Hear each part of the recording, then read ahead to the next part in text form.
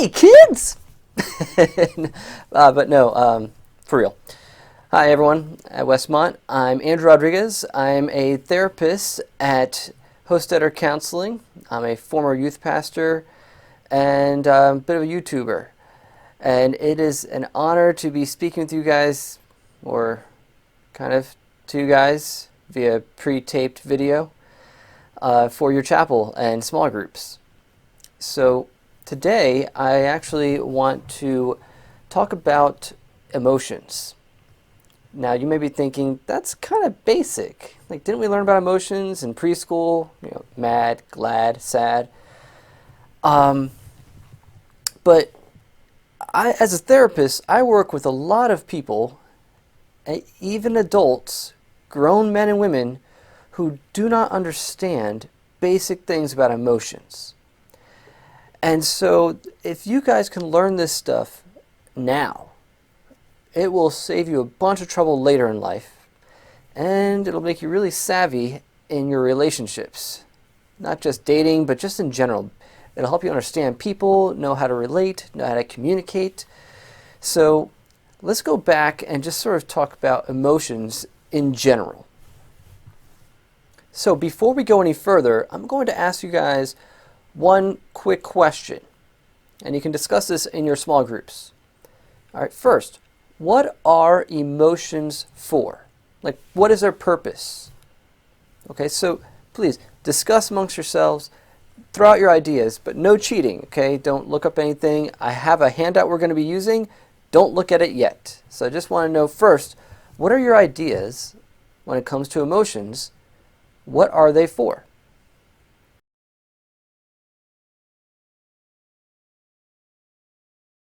Okay, I hope you guys threw out some ideas out there, and maybe some of you already knew what emotions are for, and maybe some of you already thought about this before in life, but maybe some of you heard that question and were like, I didn't know they had a purpose. I just thought they were something you feel. I didn't know there was a reason for them. Okay? And that's sort of how some people are. They don't know that there's actually a reason for our emotions. What I hope you guys will get out of today is that you will know that emotions are for two things. And I'll be using a handout that I made several years ago to walk us through this. Okay? Number one, emotions communicate. Okay? So you could look at emotions sort of like your soul's dashboard. Like, say, if your soul were a car, you'd have your dashboard with all the different icons that light up. Say if you got the check engine light go on, or if you have the gas light go on saying you need to fill up your tank. Like, emotions indicate things to you. Okay? So yeah, your emotions are talking to you. And they talk to others, because as you show emotion, whether by your words, or by your facial expressions, or other body language, or your actions, they communicate things to others as well. All right? So, what do they say? Well, before we get to that, let's just go over the basic reason that God gave us emotions is to help us survive and meet our needs. Okay, a little mini fun fact about your brain. The emotions come from the lower part of your brain. That's what we call the limbic system. Your limbic system is all about survival. It's got one purpose, making sure you stay alive, and that you, in order to stay alive, that you get the food you need, that you get the safety you need, shelter, all those things that keep you functioning. So emotions come up from there for the most part. All right, so their purpose is to help you survive and meet your needs. So, for example, hunger. Most people don't think of hunger as an emotion, but don't we say, I feel hungry? So, it's a type of emotion. There's lots of categories of emotion, but let's just put it in that big grouping. So, hunger is communicating something to you. What's it saying? It's telling you that you need to find food soon, that you're running low, and your stomach is desiring more food inside of it. fear. When you feel fear, that tells you that you're facing a threat right now. Something is threatening your survival. And so it's telling you that you might need to find a safe place. But we feel emotions in everyday ways too, not just like life or death situations.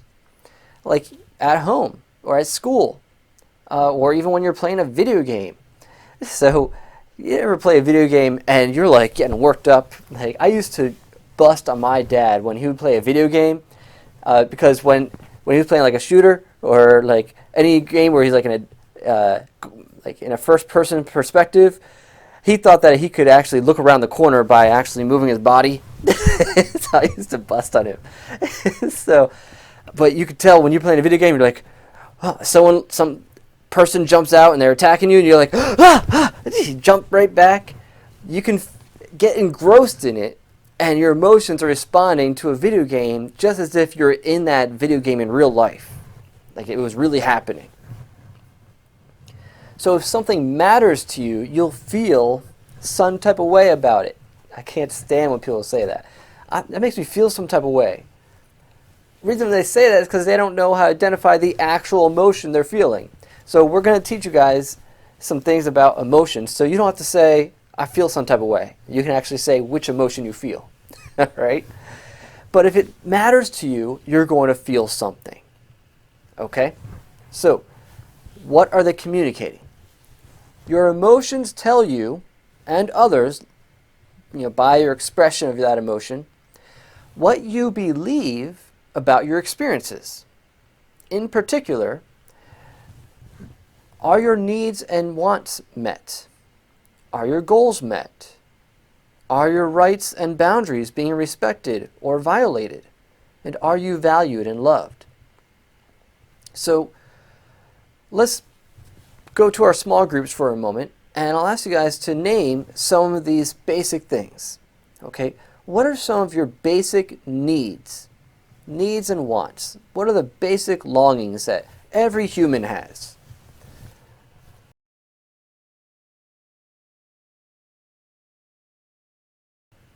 And now in our small groups, let's go just a little bit more personal, and maybe some of us can share what are some of your goals, like your personal goals.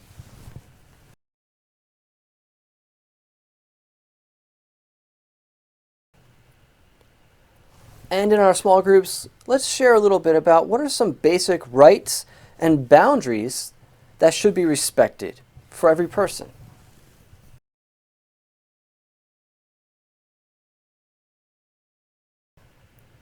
All right, good.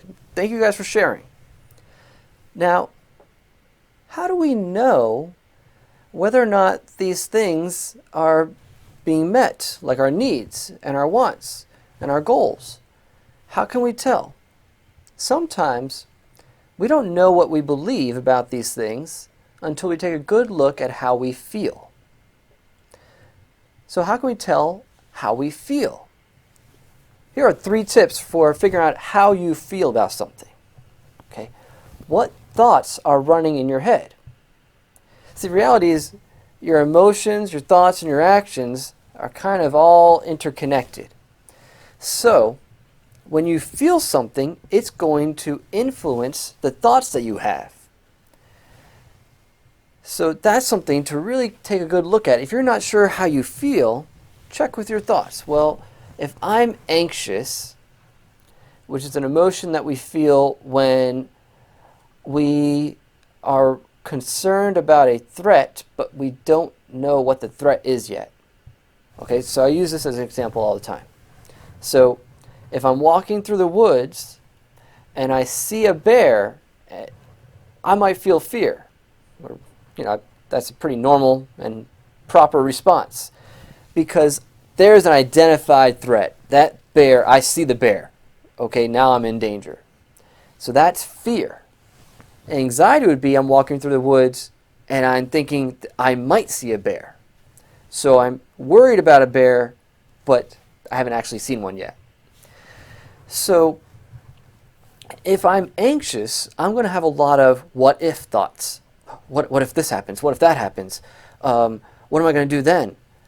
and I'm thinking about things about the future or unknowns or possibilities. So all these sort of thoughts are going to run through my head. Okay? Here's another tip for figuring out what you feel. When you're facing a situation, take a moment, and while thinking about the situation, do a body scan. Meaning, just check your body, go from head to toe, very carefully, and see, do you feel any tension, any discomfort? Are you maybe moving in a certain way? Do you feel any warmth or any chills? You know, we often feel emotions in different places in our body, or our body reacts to emotions and shows us what emotion we're feeling through different bodily sensations. For example, when I get really angry, my lower back tightens up, and then my jaw will stiffen, and my wife will know I'm angry because she'll hear my jaw crack. It's like, like it gets real stiff, and if I move my jaw, it makes a huge cracking sound. So she knows I'm either really angry or I'm just really tense, maybe worried. So sometimes we feel different sensations for multiple emotions. But also, there are some universals. I'll give you guys some insider tips. When we feel heat in our body, radiating from like our chest outward, that's usually a sign of anger. When we feel like a tightness in our chest and our stomach, that's oftentimes fear or shame. If you feel your muscles tightening, especially like in your arms and your hands, well, that's pretty obvious. It's usually like anger or aggression. So you're getting ready to fight. I also know when I'm feeling embarrassed or nervous, I sweat. I'm a sweater. Like my armpits will sweat, my neck will sweat. I'll feel it up here, the forehead starts sweating. So those are some ways that I know that my body is telling me how I'm feeling. Third way you can identify emotions is how are you acting? Like I was saying before, your thoughts, feelings, and actions are all interconnected. So when you're feeling a certain emotion, that emotion will motivate certain behaviors. So for example, I had a client just this past week who gets very anxious. She's a new client, and so it was her first time meeting me. And the entire session, she could not sit still. She kept sitting down, standing up. She was moving her leg the entire time. And when she was standing up, she was looking around the room, checking to make sure it's safe, because she had been through a lot of tough things in her life. So whenever she meets new people or she's in a new situation, she gets very nervous. And so she's looking to make sure it's safe where she's at. And she's getting up, sitting down, because she knows that she can't get too comfortable. Now, does she think that, like, consciously in the moment? Probably not. A lot of the thoughts that we have that cause our emotions are what we call unconscious. Meaning they're thoughts that are so deep down that they're below our they're like our awareness. You're not thinking them in the moment. So we have some thoughts that we're thinking in the moment that cause some emotions. Like maybe if you're driving and some person cuts you off and you have a thought about this person and you have some choice words for them, that often will bring up some anger. But there might even be more thoughts that go deeper than that, that cause emotions that you don't even know are caused by certain thoughts. So we have levels of awareness of the thoughts that cause our emotions. So that's why it's important to know how emotions can express themselves through more than one way. Through the thoughts in your head, through the way your body is responding or actually feeling, and by the way you're acting. All right, the second thing that emotions are for is that they motivate. They move us. Look at the word, emotion. Motion is about movement. Okay? So they motivate us to do what? Emotions tell you what to then do about your needs, wants, goals, or rights. Now sometimes they tell us to do things that are actually good for us. So maybe when you feel affection towards someone that you love, you'll want to express that affection with a hug, or a pat on the back, or a kiss on the cheek.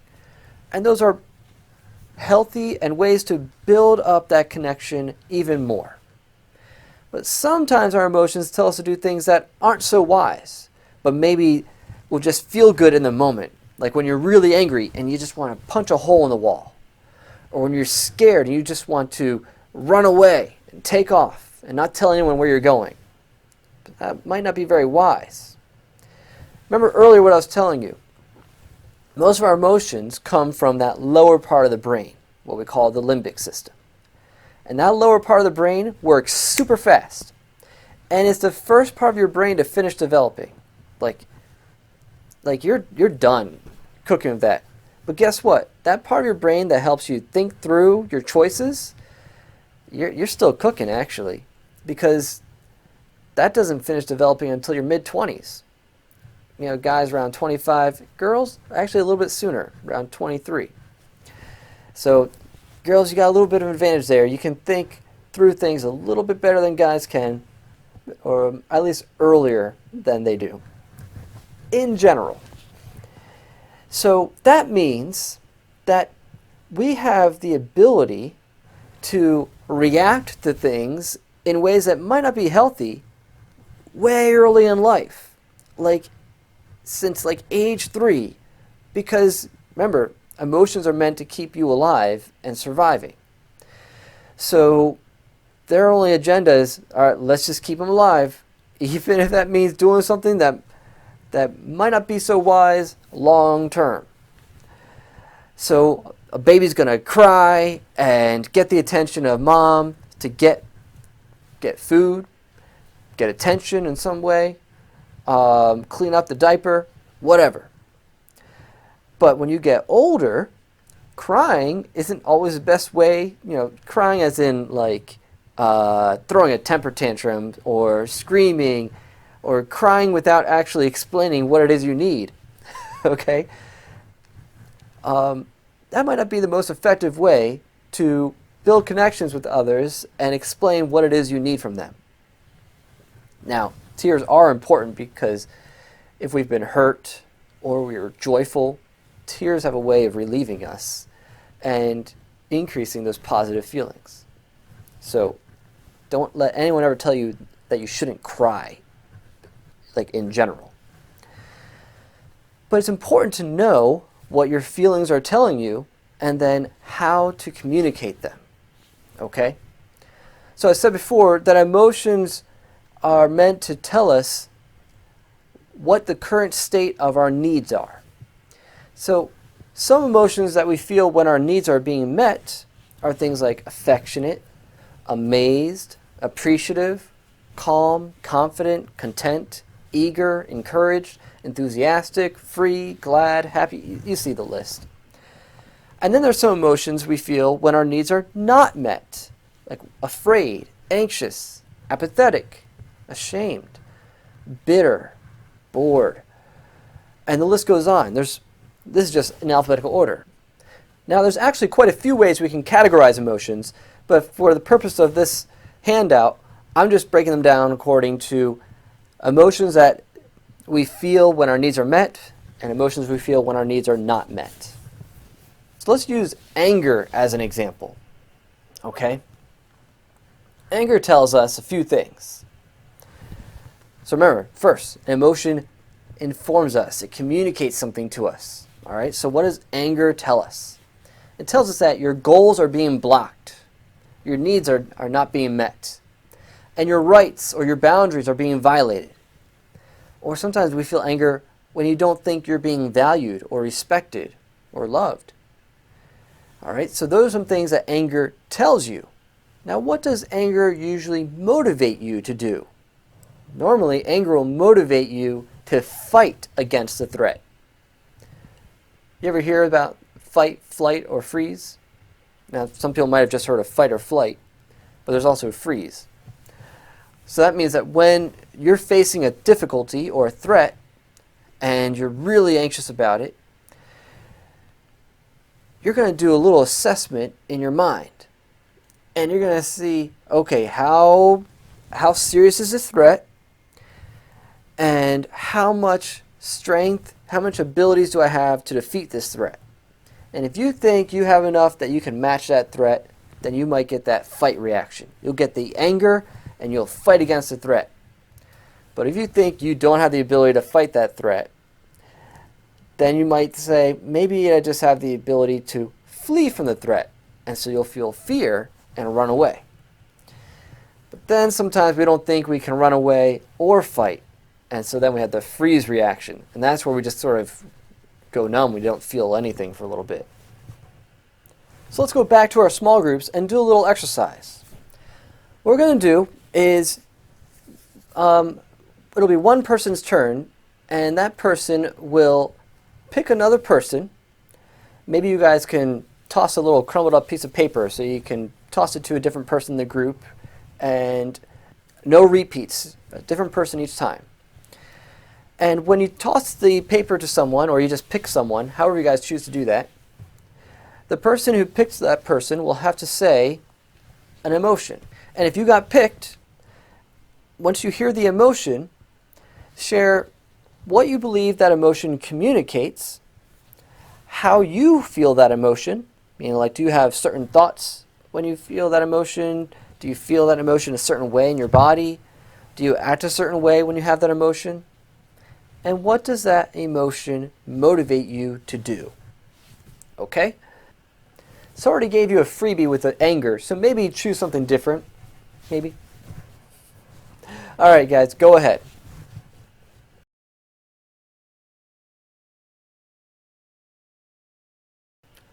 Okay, I hope you guys had some really good discussion there. I want to leave you guys with some more tips and insights about emotions. It's important to remember that people or events cannot control your feelings. Remember, emotions are indicators of what you believe deep down about your needs, your wants, your goals, your rights, your boundaries. And so as you're making an assessment of those things deep down, you're then feeling an emotion that tells you what you're thinking and believing about those things. So ultimately, you are responsible for your emotions. I'll explain it this way. This is what we call the ABC model. All right? So A stands for activating event. It's, in other words, the situation, something that happened.